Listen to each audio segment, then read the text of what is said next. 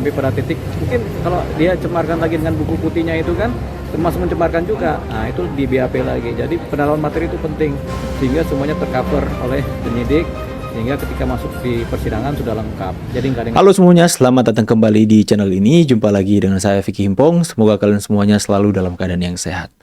Modar wis modar. Bang, kamu pakai pakaian adat Kalimantan tapi kamu bahasa Jawa sih, Bang. Nggak apa-apa. Kita kan YouTuber Nusantara. Mengusung keberagaman Nusantara. Ya modar, kenapa saya katakan modar? Karena makin hari Rismon, Roy Suryo, Tifa makin terlihat semakin tersudut.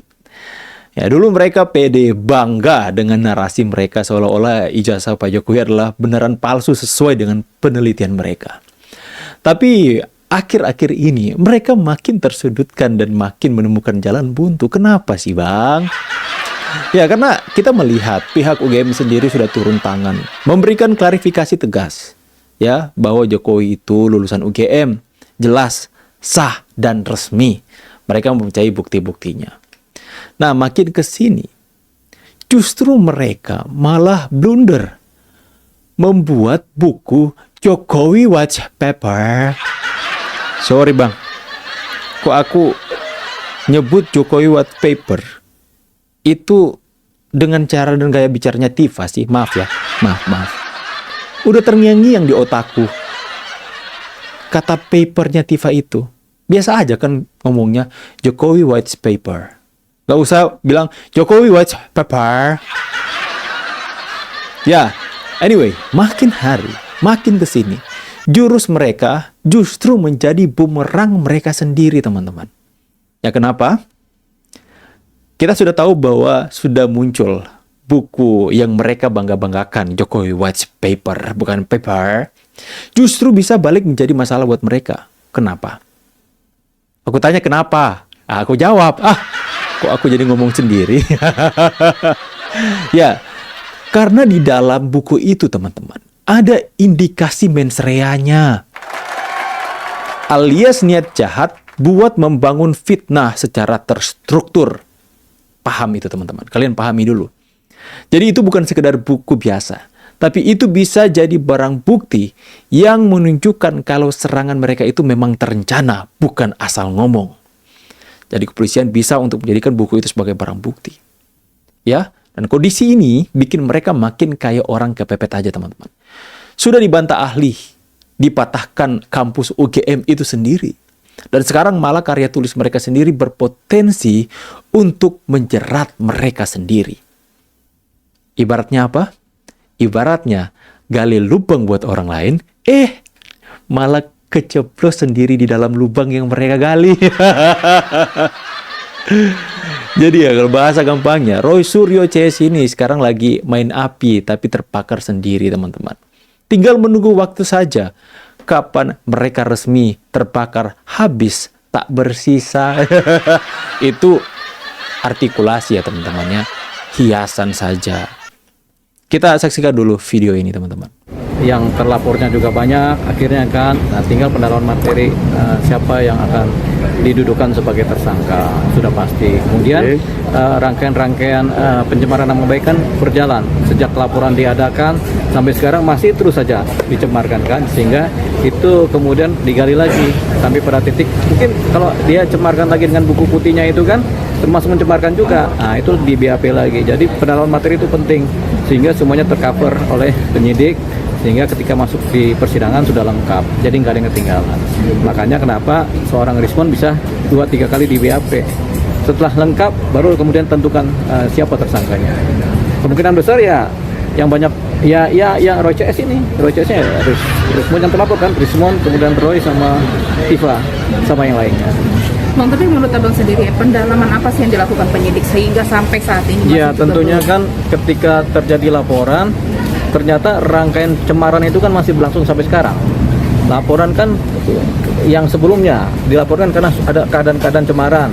Nah sekarang karena dia tetap mencemarkan sampai sekarang, tentunya ini juga di cover. Makanya kesaksiannya panjang dan banyak. Keterangan. Oh, jadi berarti dong, Bang, kayak gini ya. Semakin Roy Suryo, Rismon, Tifa koar-koar di acara televisi, di podcast, makin banyak dong barang buktinya. Makin berat dong hukumannya. Modar wis modar kowe. Ya, jadi nasib Roy Suryo, Tiva, dan Rismon ini makin hari makin mirip seperti sinetron yang ceritanya sudah ketebak endingnya, teman-teman. Awalnya sok-sokan jadi pahlawan kebenaran, teriak-teriak soal ijazah palsu, bikin heboh sana-sini. Ternyata sekarang malah makin keseret arus kebenaran yang gak bisa mereka bantah. Mau gimana lagi lah, wong pihak UGM sendiri udah turun tangan kok. Sudah memberikan klarifikasi. Rektor, dosen-dosen senior jelas ngomong Jokowi itu lulusan UGM, titik, selesai. Tapi mereka ini apa yang mereka cari sebenarnya? Apa mereka mau bilang ke UGM ya? Ketika UGM membela kebenaran, saya nggak mengatakan bahwa UGM membela Jokowi ya, tapi mereka membela untuk menegakkan kebenaran atas 3 orang alumni mereka yang setiap hari ngomong-ngomong ya memfitnah Jokowi, tapi mereka nggak sadari mereka juga menghancurkan nama baik UGM itu sendiri. Lantas ketika UGM menyuarakan kebenaran, menyatakan kebenaran, mereka katakan apa kepada UGM? Mereka katakan universitas gagal maning. Mereka katakan UGM itu bohong. Mereka katakan segala rupa kepada UGM ini. Padahal UGM itu kampus besar, teman-teman. Punya nama, bukan warung kopi yang gampang dipelintir narasinya. Bukan, itu orang-orang akademisi loh. Orang-orang pintar, profesor, doktor di dalamnya. Ya, nggak mungkin narasinya bisa dipelintir begitu saja. Mereka memang bersuara karena mereka merasa itu pantas untuk dinyatakan kebenarannya. Ya, belum cukup sampai situ lagi.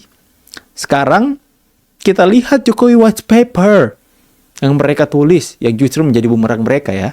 Seperti yang saya katakan tadi. Ya, karena niat jahat itu dalam buku tersebut itu bisa menjadi bukti bahwa fitnah yang mereka lakukan itu adalah fitnah yang sistematis, teman-teman. Jadi kalau misalnya penyidik kepolisian mau untuk buku itu bisa menjadi barang bukti itu bisa menjadi sangat mungkin, teman-teman ya. Ya, karena itu menunjukkan kalau mereka ini bukan sekedar nyebar gosip, tapi mereka ini sudah merancang fitnah dengan sadar. Wow, kalian bayangin saja, teman-teman. Mereka teriak-teriak soal kebenaran, tapi bukti atau kebohongan mereka itu malah mereka tulis dan cetak sendiri dalam bentuk buku. Itu keren sih, tapi goblok. Kenapa saya katakan goblok, teman-teman ya? Ini ya, ibaratnya saya analogikan sebagai seperti seorang maling. Ya, maling di salah satu kompleks. Dan di kompleks itu ada grup Facebook. Ya, maling itu curi di kompleks tersebut. Misalnya dia curi sound system. Ya, kemudian setelah dia curi, dia selfie. Dia melakukan selfie, dia foto barangnya dia curi, kemudian dia jual di grup kompleks di sosial media itu. Nggak goblok itu. Tentu saja orang yang ada di dalam grup itu yang rumahnya kemalingan, yang sound systemnya hilang, dia kan otomatis bisa melihat, wah ini pencuri, ini barang saya kok dia berani-beraninya jual di sini. Itu ibaratnya Roy Suryo, Tiva, dan Rismon hari ini. Ya. Mereka membuat fitnah, mereka membuat kejahatan mereka membuat tuduhan-tuduhan serius kepada Pak Jokowi tanpa ada dasar yang semuanya dibantah. Kemudian fitnah mereka itu mereka tulis dalam sebuah buku. Berarti tersistematis dong. Terstruktur dong. Fitnahan-fitnahan mereka selama ini. Dan itu sangat-sangat bisa untuk dijadikan barang bukti. Buatlah BAP baru. Ya. Mudar kowe ya, mudar. Lantang banget bersuara-suara di rakyat bersuara lah. Diinterupsi. Lantang banget bersuara di podcast-podcast mereka. Mereka nggak sadar. Kepolisian atau penyidikan memantau. Dan setiap pencemaran nama baik yang terus mereka lakukan di acara-acara televisi, ternyata tercatat semuanya. Dijadikan barang bukti mungkin karena mereka, usai mereka dilaporkan oleh Pak Jokowi sebagai pencemaran nama baik, bukannya diam tapi malah makin jadi. Emang goblok kan? Aduh. Jadi niat hati ingin menggali lubang agar supaya Pak Jokowi jatuh di dalamnya. Mereka malah jatuh di lubang sendiri. Itulah mengapa saya katakan makin hari mereka makin tersudut.